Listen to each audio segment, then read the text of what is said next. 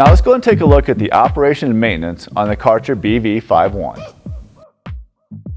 Now operating the Kärcher BV51 couldn't be any simpler. The first thing you're going to do is go ahead and take the battery off the charger.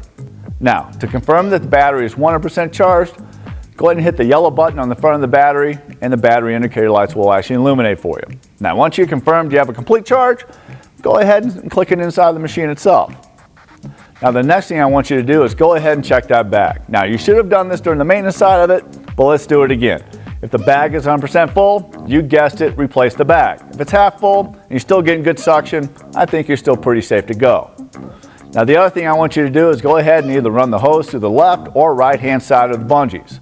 Now the reason why we do that while it's off our back is one, it makes it a lot easier, but two, I want to make sure that the hose is perfectly positioned for you every time you put the machine on.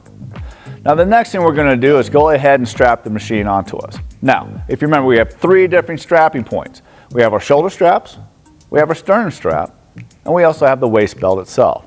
Now all three are adjustable, but it's important to remember that all the weight with this machine, or any backpack for that matter, needs to rest on your hips, kind of like you're carrying a toddler. Now once we have all that situated and we're feeling pretty good about it, the last thing you need to do is go ahead and adjust the wand to your operator height, and you're good to go.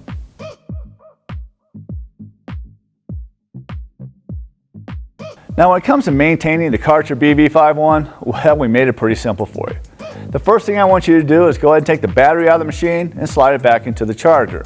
Now remember, it only takes 1 hour to recharge this battery. Now the next thing I want you to do is go ahead and inspect the actual vacuum bag. You guessed it, if it's 100% full, well, we need to replace it. If it's only halfway full and we're still getting good performance, well, I think you're pretty good to go. Now the other thing you have to remember is that we have two filters in place that need to replace in January and in July.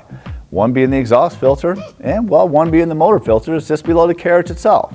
That's all you need to do to maintain the Kärcher BV51.